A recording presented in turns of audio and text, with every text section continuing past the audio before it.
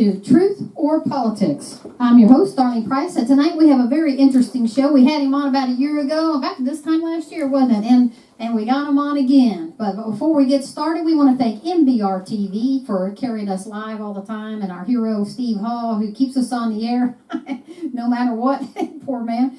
But anyways, we want to thank the people behind the scene. We want to thank Dave and Michael and everybody behind the scene that makes Truth or Politics happen. Of course, we want to thank our viewers. For our new viewers, we've got some new viewers tonight. Welcome to Truth or Politics. And also, we want to thank the people showing up today. So we got Dan the Man Gibson. He's our Truth or Politics in Pulaski County and thereabouts. And we have Smitty, Mr. Greg Smith. Everybody calls him Smitty, our animal control guy. And tonight we're going to talk about animal control issues, which we have a lot of in McCreary County and then some other counties too. We're going to talk a little bit about an incident in Pulaski County. And tonight, we've been on the show given the Jackass Award, and I keep forgetting to bring my little Jackass Award to anybody who, or whatever topic we're calling, who really just does something jackassy, so to speak. And so tonight, we are going to award this again to somebody tonight, but we'll get to that in a few minutes. But first, we want to introduce Mr. Greg Smith and welcome him, welcome, our animal control guy, who I think personally does an excellent job. He gets out and works it in this county, and he has a lot of incidents to go on. First, before we get started, let's go through all this really neat stuff that you got here. Tell us what this is and how you use it and all that good stuff, and then we'll get into some of the stories, okay? Okay, first off, I'm Officer Greg Smith with Animal Control here in McCreary County. I'm your first actual sanctioned officer here. Completed a little online course, did my things that needed to do to get me here. I love working for my county. I love working with people. It's got to be just closer to your mouth. I'm sorry. Okay. Well, we're working with that idea. There we go. Okay. Again, not from Hollywood, still learning. Now, basically what you're asking about is the equipment that we use on our truck and what we have out there. I am regulated by Kentucky state laws, various ones, county laws and ordinances, on what equipment I use under what conditions. Okay, the 12-gauge delivery system that we use less than lethal rounds for that particular weapon. We also use what they call a flashbang round. These rounds are used to scare away animals, bears, dogs, coyotes, different things that we use in the area. We don't necessarily want to harm any animals. We try with all our might as animal control to avoid that. So the 12-gauge system will deliver rubber buckshot at a much lower rate of speed than actual shot. It also delivers a 12-gauge charge that goes out to about 150 to 200 meters and then detonates and makes a very loud noise. That's all that's used for. The second weapon, the primary weapon we use for animals that we're trying to get into control, put them up in the vehicles, is what we call it's a capture charge dart pistol. This dart is used for tranquilizing animals that are scared, out of control, or in a situation where we're in close quarters and we need to get them without hurting them. So we put in a couple of cc's of special medicine into a 2-stage dart, and the 2-stage dart fires from the weapon using a .22 caliber blank. Once it impacts the target, there's another charge inside the weapon, or inside the dart, I should say, and it detonates that charge and activates the plunger, which injects the animal with the medicine. In about 15 minutes to 20 minutes, depending on the excitement of the animal, he'll go ahead and lay down and start taking a nap. And depending on the animal's size, its metabolism, and so forth, he'll wake up in about anywhere from 2 to 4 hours with a really good hangover and be looking for a lot of water because he'll be dehydrated. The final weapon is our absolute last of all. Again, my resort is to protect the animals as best I can. I'll go over the fact that I'm an animal control officer, not an animal rescue officer, so there's quite a bit of difference between us. I'll discuss that in a second. The second is a 6.5 Creedmoor rifle. That's this one. That's the center one here. That's designed. We use that specifically for long-range coyote stopping that are chasing and cutting the tails off of cattle. If you take a tail off a cow, he can't switch the insects and vermin away, so he has various infections and things of that nature that can come up.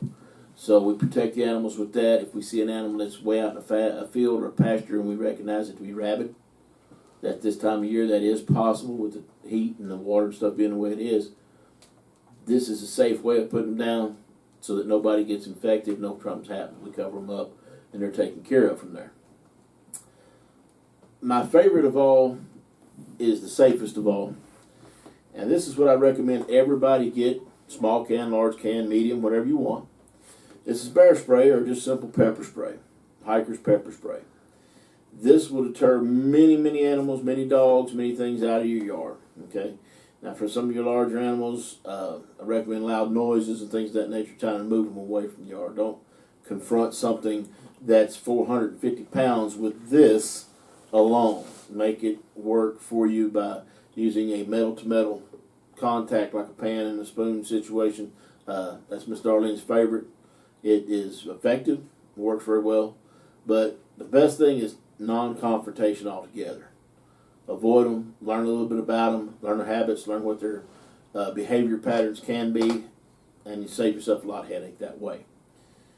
Basically, that's the extent of our uses that we use. Our goal is to not harm animals, not kill them if we can get away with that, without putting them down. That's the last thing we want to do. We want to keep our populations good, everything healthy and safe. As far as me being animal control versus animal rescue, my job is a twofold job. It's like a double-edged knife. One part, I'm supposed to protect people from hostile animals or aggressive animals in their areas, in the neighborhoods, and things that we've got a problem with locally because of our dog population, our animal population in the area. That's my job, is to come in and remove those things and run them off. People are always hollering, well, you need to save and rescue those dogs. There are groups that work as rescuers. I am an animal control officer. I'm the guy they call in when situations got bad and got dangerous to people. Also, on the second side of that blade, I'm here to protect the animals from poachers, various people coming in, pulling bad pranks, mutilating animals in the night, pulling jokes. So my job is twofold: to protect the animal, protect the livestock, protect so forth in the field. Pretty much that's how we want to work our situation. Our neighborhoods right now are overwhelmed with stray dogs. We have a lot of problems. Our county personally doesn't own a kennels. It doesn't have one. We contract with one of the kennels down in Strunk, and we have a little open contract with them to where we take what dogs we can. The kennel currently holds a 45 dog maximum. That's their top line. Last count was 72 dogs. Okay, now the problem when I run into there, everybody's like, well, do they euthanize dogs? At one point we did not. We had a lot of adoption agencies, a lot of places coming to help us move our dogs and so forth, so on. This has slowed down drastically because across the countryside right now, for whatever reason, they have an over-influx of dogs and strays of every type, every breed. So our outlying areas have stopped taking animals. We're now having to resort to a euthanization process every 90 days. And that still is at 72 dog capacity at this point in time. The dogs, everybody says, well, what dogs do you euthanize? Okay, well, that's a very simple process. First, the animals that are so aggressive we can't put them back out to public. They've attacked humans, attacked other animals, they've killed other animals. Those animals are the first ones considered to be put down because they are just too aggressive. Now, some rescuers say, well, we can take them. Feel free, folks, to contact the kennels down in Strunk. Feel free to step down and help those folks. They need extra bodies at all times. They're working very hard. There's a couple of staff there. Yes, their hours are limited, but the staff have lives outside the kennels that they have to go tend to. One of them's a bus driver. The other one has children in school and stuff. So they're very busy people. That being said, if we get an over-influx of dogs like that, I have to stop taking them in. I'm not ignoring my community.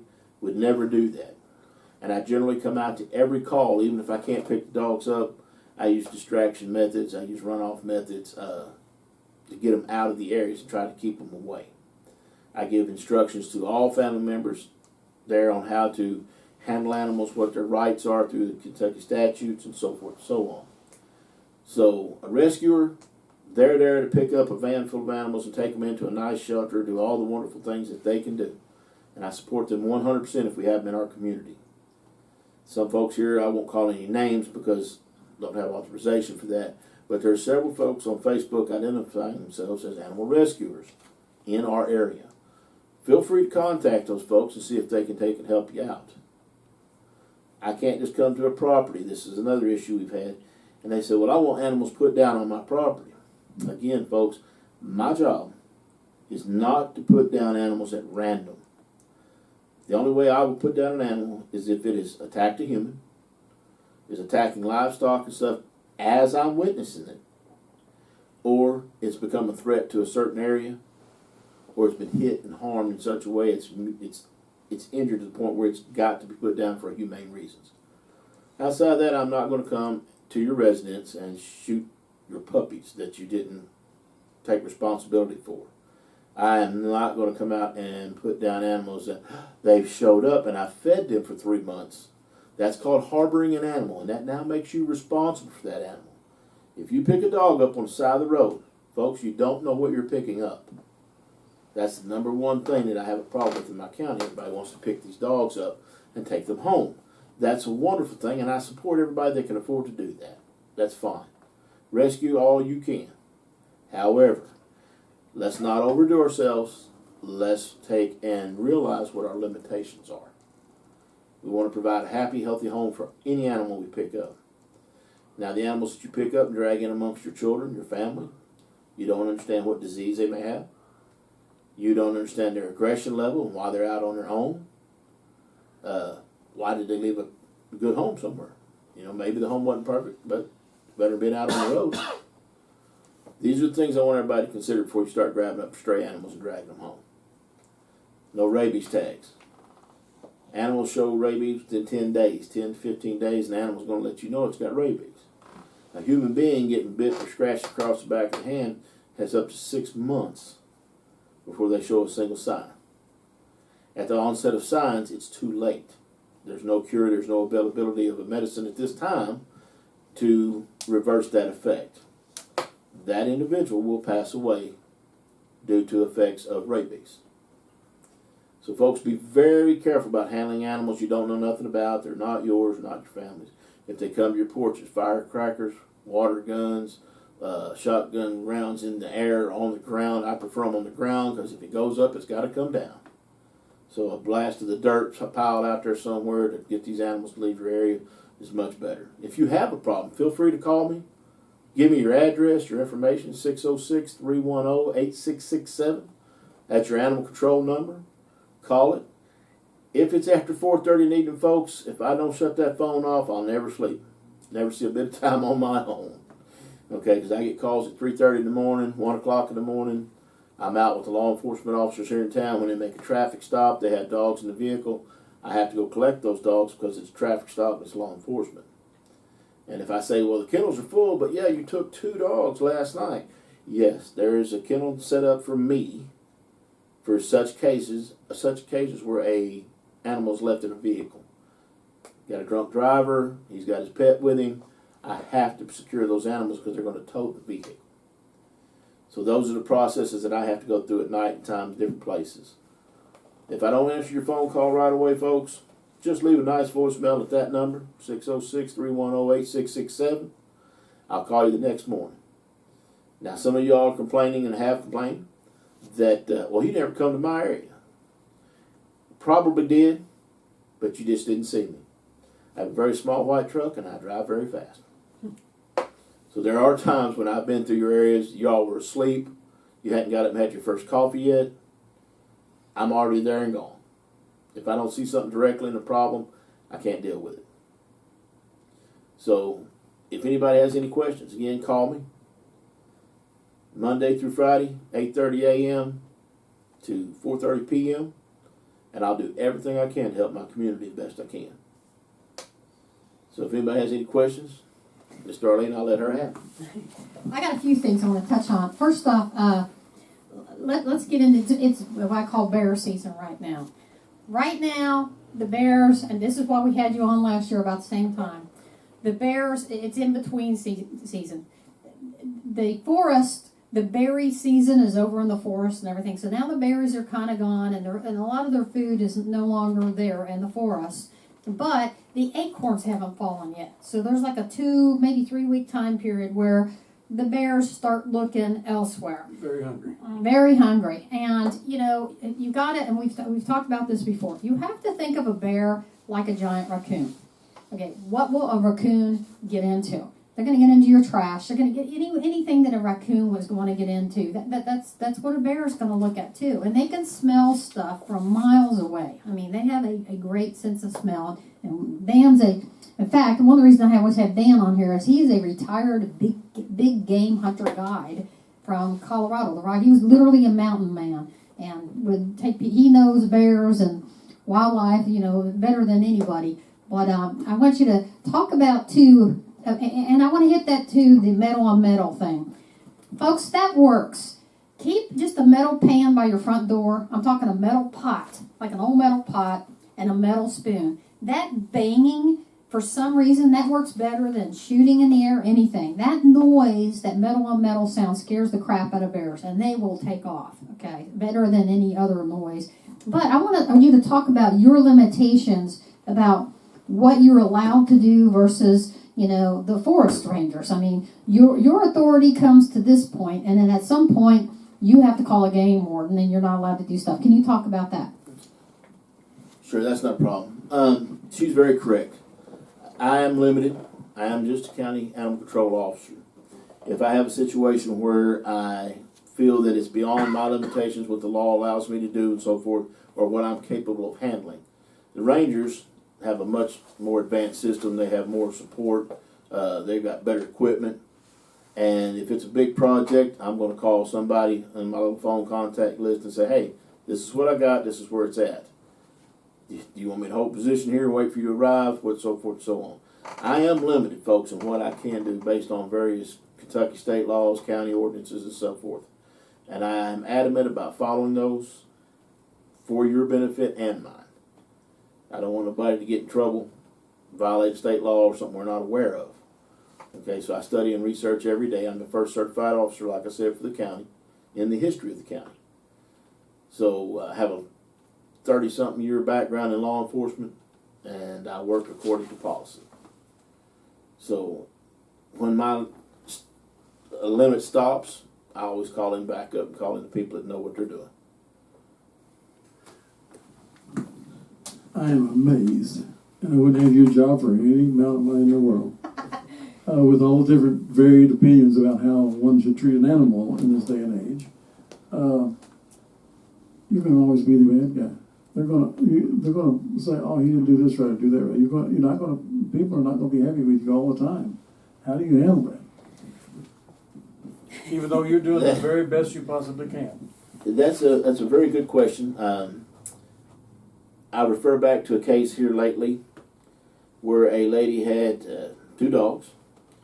She allowed the dogs to get loose for whatever reason. However it happened, I'm not laying blame anywhere. It just happened. I got a call from 911 that one dog had been shot and the other one was terribly mutilated. I had to show up. It was called in by the railroad people, and I showed up, took control of the scene. One dog was had already passed, and the other one was very mutilated from both left legs. The animal was suffering, had bled out. Unfortunately, in my job, there is an ugly side to it that I do not like. However, at times it has to happen. And I placed the dog in a comfortable place and did what we had to do to ease its suffering. The lady, unfortunately, took this in such a manner that I became quite popular on Facebook, TikTok, and a couple other places, and the description of me, becoming my size maybe, the rest of it really didn't match up real well for my normal character and personality. I'm kind of stuck in a bad position, as he says. I'm always going to be the bad guy, one side or the other. I'm always going to be the guy that takes the blame. I have no problem with somebody venting, getting their frustrations, their feelings out, because I know that we are all people that really enjoy our animals. We love them, we respect them, we want to take care of them. And in an incident such as this, there was no identification of the dogs that I could find. I have a chip reader that is branded for the top 3 chips used in the United States today. That's United States wide. My chip reader reads them all. Okay. even if it's a low battery situation or something, and if I missed a chip maybe, I didn't find any. Therefore, I had no information to go on other than a Facebook report several days earlier that I apparently had missed. I did get a call saying that there were strays, that these 2 dogs had gone astray. Didn't recognize them from what the call was. Okay? Had no way to return a call anyway. Those situations happen, folks. I will do everything I can to help protect the animals as much as I can. But there are times when you have to stop and look in the mirror and go, that's the person that caused my problem. I take a lot of heat, and I don't mind. I don't take it personal. I'll stand and let you cuss if you need to for a few minutes, get it off your chest, and then I'll pat you on the back and tell you I'm terribly sorry about your animal. Let me feed into this. Also, one of the things that I just have to say is this. A lot of the vitriol or whatever, people anger, your anger is misdirected. The anger should be towards irresponsible pet owners. Now, we have a lot of incredibly irresponsible pet owners in McCreary County that let, 3 or 4 pit bulls run loose, and we had an incident, about a year or so ago, they killed a woman here right in McCreary County, and people also just killed a man over here, Vince. Yeah. He was brother-in-law of mine. Yeah, so, and people get mad when he shows up and he's got these pit bulls running around, dangerous, and they've injured or killed somebody, and then he has to do what he has to do. Don't be angry at this man. He's the recipient of irresponsible pet ownership. Folks, get your dogs spayed and neutered, number 1. Number 2, get them immunized. So far, knock on wood, we've been pretty lucky in McCreary County. And we have people watching from all over the United States, tonight. And we got some folks out of California and everything. We're in the Daniel Boone National Forest. We're talking about bears, and we have wildlife here, and coy wolves, and we'll get into those in a minute. We were lucky because we haven't had a bad rabies epidemic with people who don't get their dogs and cats immunized. And what happens is these dogs and cats go into the woods, they can affect the wildlife. And then now you got, a rabid bear or a rabid whatever in the woods because irresponsible pet ownership. If you are not going to train your dogs to stay home, get them spayed and neutered so they don't multiply, because we got, an overabundance in this county. We're overridden. And Pulaski County is just as bad, the surrounding counties. We just had a guy, somebody dumped the dog off in his yard, and, so he went to, this pound was full, so he goes to the animal shelter in Pulaski County. They're full, and they flat out tell him, we're going to have to euthanize this dog if you don't take it home. And he did. He kept it, and I helped him a little bit with that. But anyways, all the animal shelters around here are full. It's not just our animal shelter. They're all full. They're all overrun. And, we have, like you said, animal rescue organizations that help out a lot. But, instead of being angry at this man who gets the call, he has to deal with what the irresponsible pet owners have caused. He's not the cause of these problems. He, unfortunately, has to be the one called out. So I just, when people get angry at him because he's the one who gets the call, I just want to say to you, it's misplaced anger. You need to direct that anger towards the irresponsible pet owners in this county. And there's way too many of them. So I just, that being said, I want to go into, and here's some good incidents. We just had an incident. I had a person, and I'm not going to mention names or anything, out of Pulaski County, and he was telling me similar incidents here. Walmart parking lot, okay, big dogs in a car, not secured well enough. Little dog comes out, little tiny dog on a leash, secured with the owner, comes out of the park, walk through the parking lot, and these dogs bust out of the car and terrorize this woman and that dog. Okay, well, the cops get called and everything. Why are you bringing 2 big dogs and unsecuring them in a parking lot in your car? Okay, yeah, I know your car needs to be protected and everything, but, really, was it the cop's fault that he had to show up and deal with the situation? No. It's the pet owner's fault. Again, and you were talking about Kroger. I want you to talk about Kroger incidents, if you would. This is a common occurrence. A lot of folks love to bring their dogs with them, road trips, the store, McDonald's, wherever. What you run into is the dogs are in the car. Yes, you've left your windows cracked. The heat's still going to generate in there. So I always recommend at least a pan of water in the back seat so they can at least have that. Don't be in the store for extended amounts of time talking to your friends. You have pets in the vehicle. Okay? These dogs, some folks like the idea that their dogs are very defensive, very home aggressive, to take care of their property and such. That's fine until you come into a public atmosphere. Right. Now, if you don't think a dog can break a window out of a car and come out of there, you're incredibly mistaken. So what you need to do is, if you're going to put a dog in a car, make sure that there's a leash attached somewhere in the vehicle, around the steering column or around a bracket at the bottom, and attached to the dog. So in the occasion that he might break the glass, he can't come out, and we've got that security barrier now, it's gone, and we have a dog that's house aggressive, family aggressive, and he's going to take charge of whatever's around him.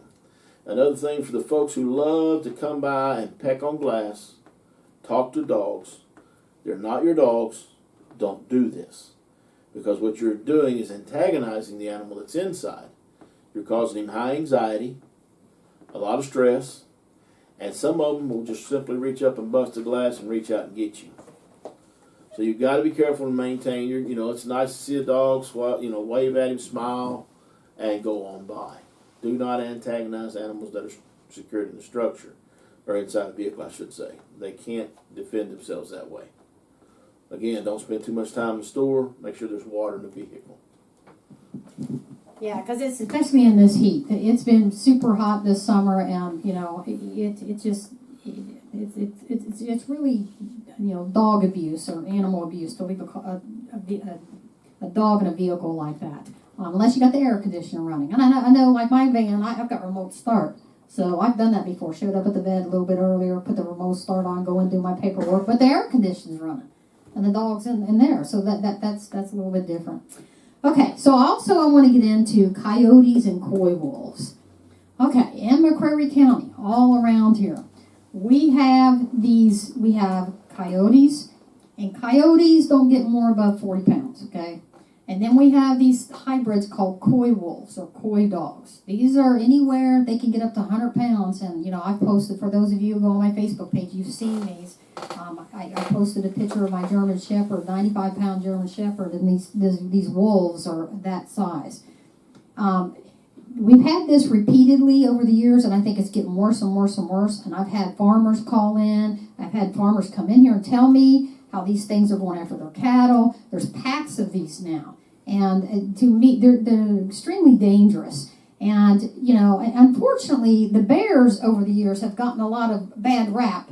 And it's not bears stealing your little chihuahua, or you're jumping over an 8-foot fence and eating your ducks and stuff. It's these packs of coyotes / coy wolves, and I want you to, if you don't mind, address that as well.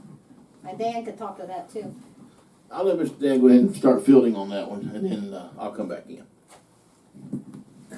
These animals are hybrids of coyotes, wolves, and home dogs. They have a varied set of instincts. They can consider human beings as prey on one day, and another day they might consider them friends. You don't know which one's going to show up at your house, though. So you got to be very careful with these animals. They're huge. They're big as German Shepherds. And you don't make a mistake of thinking that you can pet them, because sometimes they'll give you that impression, and then they'll eat you. It's quite a fact that the animals, as they've become more familiar, used to that wolves didn't breed with nothing but wolves, coyotes stayed with coyotes, and generally dogs, domesticated dogs stayed with domesticated dogs. In recent years, however, it's been discovered that your coyotes are crossbreeding with various animals. The wolves have allowed coyotes to breed with them, so that's where your coy wolf comes from. And again, they come with a different set of mentality through the crossbreeding process. You end up with what they call a coy wolf, and he has the pack mentality of the coyotes, but the predator mentality of the wolf. So now he has the ability, due to his crossbreeding, to act upon both sides of this. And you may think you're looking at one animal, when in behind the brush line where you can't see, and they make sure that you can't, there may be 5 to 6 more. You'll be let out into an open area where they can work with you, and then they'll just simply encompass you. So you got to be very careful on these walking trails. Little set of leg bells, little set of wrist bells, walking stick with a bell on it, little rattle bells, something to give fair notice to all the wildlife in the area that you're coming through. I know you want to see wildlife, but there are certain animals that you don't want to just have to cross paths with. So find your spot, silence your bells, look around, listen, pay attention to what's going on in your area. The coyotes, they're very cunning. You want to leave out your pet. Let's say you want to let your little dog go out to the bathroom. A coyote will back himself up in the woods, and I like to call him nature's sniper, nature's I best like sniper. that word. That's what they are, little snipers. That's well Yeah, said. and they will take and sit back in a brush line within 10 to 15 feet of you. Now, they've got clear field of view. But you won't see them. You will not. You will not see them. But they will be looking right at your animal, right at you. And what they are doing is studying your pattern. And on a daily basis, when you go out there, you open the door up, you let little Jojo the dog step outside. He's a very small breed or mid-breed animal. He steps outside. He has his little pattern he does. Goes out there to his little rest break area. And he does his pattern every day. This coyote's laid back in the woods and he's watching.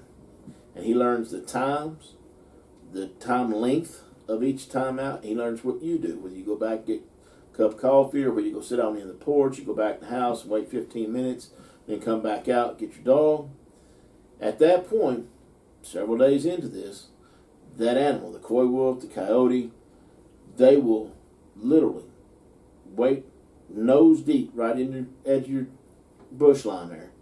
And as soon as that little animal comes out and hikes his leg up and starts to do his business, they reach out, snatch him, and you won't hear it. And your animal's gone. Y'all call me and say, Mr. Smith, I've got a lost missing animal. He's 4 pounds soaking wet, and I let him out to go to the bathroom. I do not have the heart to tell you at that moment that Wile E. Coyote has just had dinner. I'm sorry, folks, but these are the realities of life. So if you let your animal out to do this business in the yard, please, it's 2 to 3 to 5 minutes. Sit out there and pitch a ball, play with them, let them do their business, take them back to the house if they're that kind of dog. Now, for a bigger breed of dog, sure, you got a better chance playing in his yard. Doesn't mean they won't get attacked, but it's a lot less likely. Small breed dogs, Chihuahuas, Shih Tzus, cats, just various animals that are small, they're going to be a target because they are really just a food source for these other animals.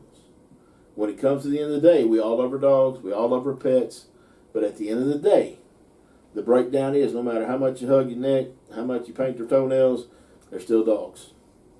They're still animals. No matter how pretty they are out on your little range running across your backfield, they're still animals. They still have animal instincts. So pay attention, watch your little stuff, and make sure that you keep a safe eye on your pets at all times when you let them out. And farm animals. Go ahead, Mike.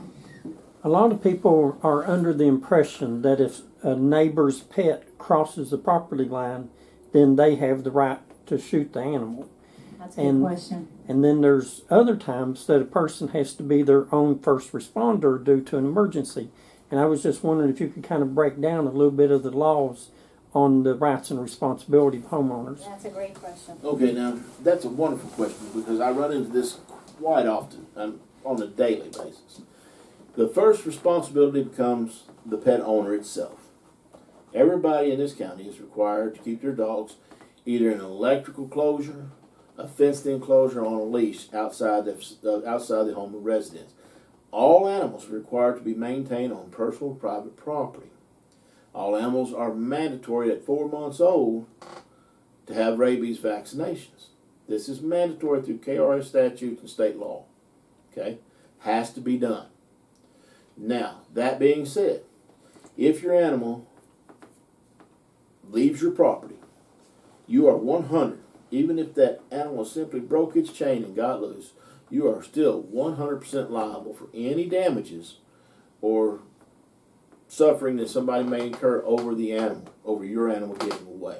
This is why I encourage everybody to study the, I call it the Big M safety system. It is designed to hold most any dog. I'll show you how to properly install the chains, to properly install the stuff. If you pay attention to your equipment, you monitor like you're supposed to, keep your equipment clean, safe, collars and all, your dog won't get away. Now, that being said, if it comes over to someone's property, they have to make every attempt by state law to find the owner first. This is under a normal situation where the dog's just got loose and running in the neighborhood. Yeah, it's not causing any harm or anything. Not doing any harm at this point in time. It's just a loose dog in the neighborhood. It broke its chain, popped, slipped its collar, whatever. They know who it belongs to. They go tell their neighbor, hey, man, keep your dog put up. Now, this neighbor has now been put on notice. Hey, my dog's getting loose. I need to take responsibility for that dog and put him in place and keep him there. Okay? The next thing that's going to happen, I promise you this is coming, I'm going to get a phone call. And the statement is made in the exact same sentence, just in a male or female voice with a different accent. My neighbor's dog. That is the very first sentence I hear before I get my first cup of coffee in, and it's generally the last sentence I hear before I go to bed at night. Okay?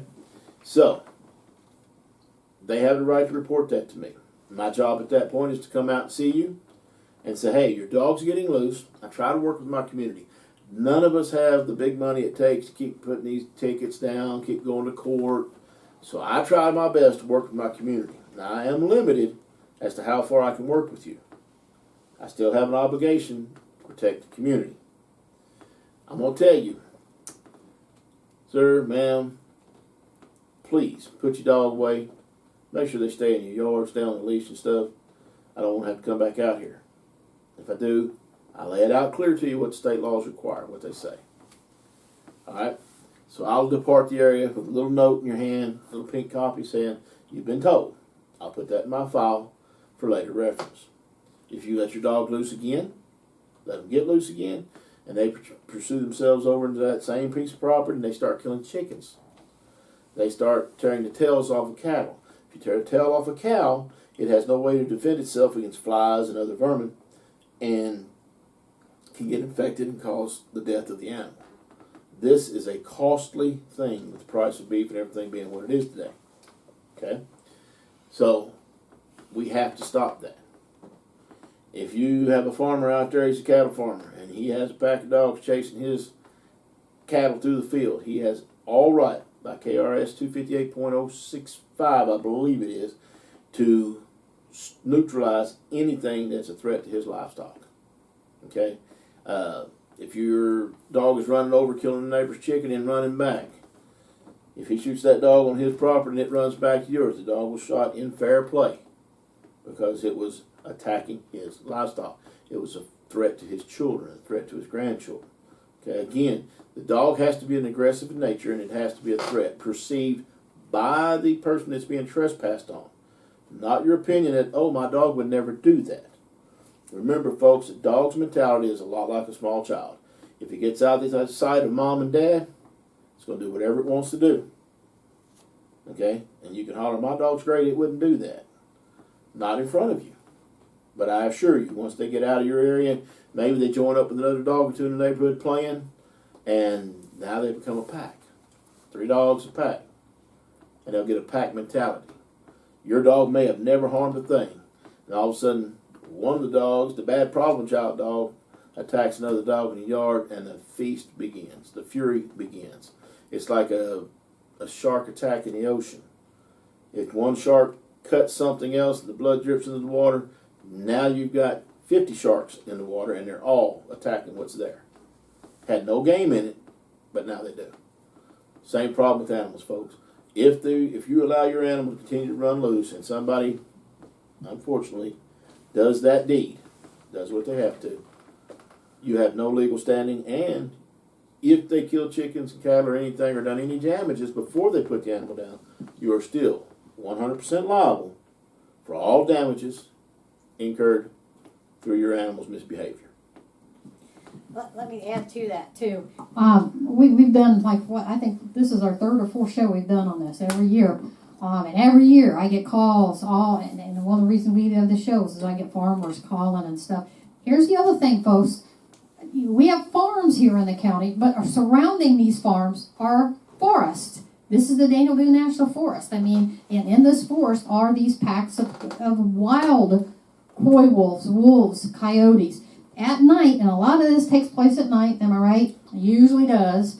At night, a farmer can't tell the difference between your little pet dog and, a coy wolf or a coyote or a wolf. They can't tell the difference in the night. And all of a sudden, their cows, I had one farmer come in here after we did that one show, and he showed me the pictures, and I think I posted them too. He shot one of these coy wolves, and you could see that thing was 100 pounds. It was a wolf, okay? Or a coy wolf or whatever, and then a coyote, and you can see them there laying next to each other, and the coyote's like 30 pounds, and it looks like a coyote. This thing did not. And those were right up in his yard, going after his farm, his wildlife and stuff. And he said, these things are so smart, especially this hybrid, because you got something that's, smart as a wily coyote with the pack mentality of a wolf. He goes, what they do, Darlene, is they wait in a wood line, just like what he said, as a pack, and they'll sit quiet, and they'll wait till a cow goes down the calf, and they'll get both the cow and the calf. And I hadn't realized how expensive cows were till he told me. He was like, I guess some of these breedings, like we're talking $20,000, $20,000 for a cow. I think one of these cows are. Specific breeds, yes. Yeah. So if your dog is out running with some other dogs or even by itself and it causes harm to a $20,000 cow, you can be liable for that, okay? You can be on the hook for that expense. So, keep that in mind. At night, or somebody out with their kids walking from their garage to their house and they see a bunch of animals coming towards them, barking and growling. They don't know what that is, and they shoot your dog. It's sad, and nobody's more of a dog lover than I am, but the responsibility still goes on to that pet owner, And folks, dogs get loose, and we're not browbeating or being mean to people that even responsible pet owners, your dog can get loose. But what responsible pet owners do is, oh God, my dog got loose. I got 2 brand new Great Pyrenees. The second day I had them, and I had one heck of a fence going around my house. They were busting through an electric fence like you wouldn't believe. I mean, this was geared towards buffalo. It's designed to keep bears out and my other big dogs in. I got huge dogs. I got, St. Bernard and stuff. These Great Pyrenees are busting right through that. I get a call in the office from my neighbor, hey, your dogs, we got them back up here. They were puppies, but they're already 100 and something pounds, right? They busted right through that fence. I left work. Sorry, I got to leave work. I went home, secured those dogs, and then paid the money to go have these fence builders come and build me. I mean, it looks like Jurassic Park is what it looks like now. It looks like I keep dinosaurs in there. But that's what responsible pet owners do. You respect your neighbors. I'm sorry. You grab that dog, you take it back home, and you figure out a way to train it and keep it home, okay? We're not talking about somebody like that, okay? Because the pet owner steps up and he usually won't even get a call, okay? What he's getting calls on, correct me if I'm wrong, is irresponsible pet owners. It's somebody that ain't taking responsibility for that dog, ain't going to do nothing. They're pissing off their neighbors, and they're not listening to their neighbors, and they just don't care. They're throwing the dogs some scraps, and they're letting the dogs run loose, and usually it's more than one. And then this poor guy gets the call. You got a question, Dan? Go ahead. This is not the end of the story. Okay. I've seen, he just showed me some pictures of some wounds from dog bites. A little bitty dog can tear your leg half off. Yeah. It's amazing the damage they can do, and you don't think it until you see it. I had one come and bite the back of my calf, and it took me a year to get over it. But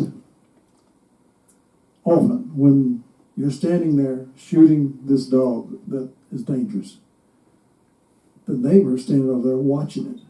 And when you shoot his loved pet, he goes in and gets his gun and proceeds to threaten your life. He's had that This happen. happens so often. Very. And I'd like to know what your experience about that is. What is the law? What can you do to protect yourself? Oftentimes they'll actually come over on the other guy's land and threaten him with that other guy. I've seen that happen. Very much so. Folks, we still have state laws. We still have requirements that are regulated by Kentucky state law, by any state law. Okay, you cannot. I've had neighbors say, "You say something about my dog, and I'll burn your house down." This is a common threat here in the county. I get it all the time. But don't let my neighbor know that I'm the one that reported him, because he's threatened to burn my house down. He's threatened to shoot all my animals. Okay, this is a very controversial subject, folks. First off, no one's allowed to threaten you or your property for you defending your home against something that you have the legal right to do. Okay, that is a terroristic threat, and you can proceed to the county attorney's office and have paperwork and stuff drawn up. Now, some of you are cautious over this. You should be. There are people in our county that believe they have the right to threaten folks and keep everybody at bay. This is not true. Okay, you still, by law, have the right to protect your home, your property, your children from encroaching animals, whether it be stray dogs, coyotes, or other animals. You still have that right. Now, if you want to call at any time, again, call this phone number, 606-310-8667. Ask me any questions you need to, 8:30 a.m. to 4:30 p.m., Monday through Friday. Now, I'm sure that there's some calls that come in on the weekends. If it is an absolute emergency, let's get that distinguished. An emergency is an attack on a human. That's an emergency. An emergency is an animal actively killing livestock. That's an emergency. Animals loose in the highway. That's an emergency. You'll call 911. 911 has been taught by myself or explained to by myself the classification of emergencies. They're going to ask for your name, your information. Folks, if you don't want to give your name and information, I can't help you. You can make a report, and I'll go to the area, but I don't have. It's a non-specific report, and I have little requirement to go to that if I have higher priority stuff. I realize that it's not a pleasant subject to address, but I think we need to address, if you know of any situations that this happened, I'm sure it has happened, when these people come out on your land to shoot you or whatever because you shot their dog, and if you shoot back and kill them before they get a chance to shoot you, and a lot of them will, they're that concerned about their dog. They don't realize that you're a human being, and that animal, even though they loved it, is just an animal. At the end of the day, it's still just an animal. But what happens if that landowner who's been bit by that dog, he killed the dog, and the other guy saw him do it and brings his gun over to kill him, or threatens or says he's going to, or makes any of these threats that you just said? What happens if the man who shot the dog then shoots the human being? Okay, folks. One, not a lawyer. So giving legal advice is not my forte. That would be this individual over here. However, I can say this. If you follow and go in compliance with Kentucky state laws, folks, try to avoid the confrontation. Don't go out there and overinflate your chest, let your ego get in the way. If you have someone making a threat to you or your family, step back inside your residence, lock your doors, and call 911. If they start doing any damage to your property or such, make note. Everybody owns one of these little devices right here. Make recordings. Pay attention to what you're doing in your area. Stay within the boundaries of law for yourself. That individual is breaking the law. What you want to do is protect yourself and your family primarily. Step back in your residence. If they open fire, that's a different story. I'll let the legal eagles take care of that part for you guys. Pay attention, back up, call 911, folks. I don't want to let them shoot first because they'll kill me. Yeah, and I've heard this mentality a bundle of times. Okay? If it's a direct weapon threat outside, Miss Darlene? Kentucky has what's called the castle doctrine, okay? It is very similar to stand your ground, okay? We had a situation. Best way is just go through a similar situation that was a grand jury situation, and The grand jury did not indict the guy. The guy shows up on somebody else's property. He brings a ball bat. He pretends to be, this is a real case. He pretended to be like car trouble or something. And so what he was really there for was to stir up trouble. So he pretends he's got car trouble. The resident comes out of the house and tries to help. You know, I'm going to help you. They lift the lid up or whatever. And what the other guy does, the troublemaker does, he goes and gets a baseball bat and just literally just, you know, this guy could have, a baseball bat against the head is a deadly weapon.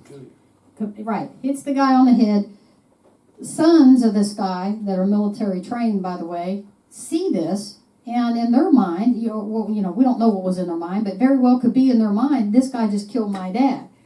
The guy goes to then run, and, you know, the guy brought a baseball bat to a gunfight, basically. And those two young people came out and defended their property and their dad. They thought he was, you know, in their mind, you take a baseball bat and swing it just right to the back of somebody's head, they're gone. Now, the guy lived, but, you know, they didn't know that. Okay, so then what do? We indict these kids, you know, these young people for defending their property and what they thought was their dad. Well, guess what? The grand jury did not indict them. And again, that's part of the castle doctrine. It comes down to this, basically. Were you under threat of grievous bodily harm? Can you explain to a jury, you know, that, you know, somebody comes after me with a knife, they brought a knife to a gunfight. I'm going, you know, sorry, but that's a threat of grievous bodily harm. When someone is threatening you in such a way, if they're a quarter mile away and they're just cussing and doing this, that don't qualify. I mean, you've got to be able to articulate, yes, I really felt threatened with grievous bodily harm. Now, a lot of things can use a weapon, not just a gun. A gun, of course, is a threat of grievous bodily harm. But if they have a gun and come on your property and say such a threat. If somebody comes on my property and aims a gun at me, they better get the first shot off because my shot won't hit. Okay. Well, I don't. But will they come get you then? No, I mean, again, it comes down to this. You know, the guy's laying there dead and he's got a gun and he had been pointing that gun at you and telling you, you know, making threatening statements. That's fear of grievous bodily harm. That's the castle doctrine. You are allowed to defend yourself against threats. And it comes down to, you know, can you articulate, I was in fear of grievous bodily harm? And it doesn't have to be, the point I want to make too, it doesn't have to necessarily be a gun. Somebody gets in a car and they start driving that car towards you and you know, and they're threatening you, I'm going to kill you. And, you know, a car can be a deadly weapon too. So, and you pull your gun and shoot at that car because they're about to mow you over with a car. Sorry, you brought a car to a gunfight. What if a very big muscular bruiser? I can't hear. What if a very big muscular bruiser comes on a little old lady's porch and threatens to kill her without a gun, without any weapons, but he's threatened to kill her? We know that he can, but is she entitled to kill him? Again, little old lady, she's got a gun, and he's a big guy, and he's threatening to kill her, and he comes towards her, a furtive motion. If she can reasonably articulate, I was in fear of grievous bodily harm, and he's, you know, 6'10", and he's, you know, a known bruiser, whatever, and she's, you know, 4 nothing, and she really feels that she can articulate that, yeah, I'm sorry, but, you know, there's a lot of bullies around here, and bullies beware. If someone can articulate that they were afraid of you, okay, and you come up on their porch or you come towards them and they're afraid, you know, they don't know, you know, maybe they think you got a knife or something and you get shot. I'm sorry, but that's the castle doctrine. It comes down to, again, can the victim say, you know, the person being reasonably believe that they're in. Are you in reasonable belief of grievous bodily harm or death? Go ahead. It all drops down to the jury. Yeah, or the prosecutor ahead of time. Yeah. I mean, obviously, if the guy's laying there on the porch and he's got a knife or a billy club or a baseball bat or something, and this little old lady, you know, shot him, and he's got no business there, and he's coming there threatening her, you know, just like the grand jury just did. grand jury's not going to indict on that. Probably not. So that's what it comes down to. If the guy you shot is the prosecutor's buddy, you'll probably go to jail. If the what? If the guy you shot who was threatening this little old lady, if the guy she shot was the prosecutor's buddy, she'll probably go to prison. Shouldn't. No, should not. Well, from what he just said, that's a possibility. Well, anything's possible. I mean, you could sit here and pick apart. There's cases all over the place, case law. I'm talking in general. Honest prosecutor, honest situation, and I know what you're talking about out of this county. I don't always see honest or fair prosecution of things. Right. And again, another situation out of this county. So, but anyways, yeah, but it comes down to this. I mean, can you reasonably articulate that, yes, I was in fear of grievous bodily harm, okay? But if you're the bruiser, you're this, 6'4", beefed up guy, some little old lady comes on the porch totally unarmed just doing this, and you kill her, guess what? You're probably going to jail. I mean, Well, what if she kills him? Is she going to jail? we just covered that. No. We just covered She's that. not going to jail. No, if the bruiser, the mean guy, is putting her in harm and he's on her porch, no, that shouldn't be indicted. Again, this has been tested in this county, and the Castle Doctrine has stood pretty firm in this county, and it has in other counties in Kentucky too. So, you just can't go off. Go ahead, he's got a question. Well, in a less serious situation and more common, what can a neighbor do if the neighbor's dog has come across the property line and leaving little doggy bombs in his yard? Okay. There you go, doggy bombs. Okay. Again, severity of the case. Severity of what's happening. It is an inconvenience for you. You can make contact with me. I can come out and issue the individual a citation for failure to keep his stuff in his yard, keep his animals put up. You can demand restitution. You can have him put out there cleaning up the mess if you need to. Once you get to court, your attorney's going to ask, what would you like to do? What do you seek as restitution? He can pay fines. He can be forced to come out on a weekend and clean your yard. There's various things that the attorneys and so forth can do amongst each other. Again, I'm not a legal advisor, and yes, it's an inconvenience to have doggy bombs in your yard, but it is not a Serious. crime that deserves passionate retribution against your neighbor. Right. Okay? You just gotta grit your teeth, cuss your neighbor, go get your legal advice, find out what you're allowed to do, and go from there. Folks, we're almost running out of time. 99.999% of this is common sense and cool heads. Common sense and cool heads prevail in every situation, and it definitely prevails in the dog situation in this county or any other county, okay? Use some common sense, and don't be, a jackass. And let me real quick, because we're running out of time. Every year, we're going to start doing this almost every show. Well, tonight's Jackass Award goes to certain individuals who think it's okay to come to the courthouse area and drop off dogs, and leave, and just assume that somebody's going to take them home. And we're not going to mention names or anything, but the Jackass Award tonight goes to that individual, and they know who they are, and just irresponsible pet owners on their own. So, folks, how about a big round of applause for our experts here tonight? And again, we want to thank MBR TV. We want to thank all of our listeners tonight. We appreciate you. Hopefully we've educated you. If you got any questions, you can private message me on Facebook. Or, again, contact our expert here, 310-8667. If you have any serious problems, again, try not to aggravate him over, or we'll award you the donkey, the Jackass Award. Again, we want to thank MBR TV, everybody behind the scenes that makes Truth or Politics happen. And again, thank you for the viewers. We'll see you next time on Truth or Politics.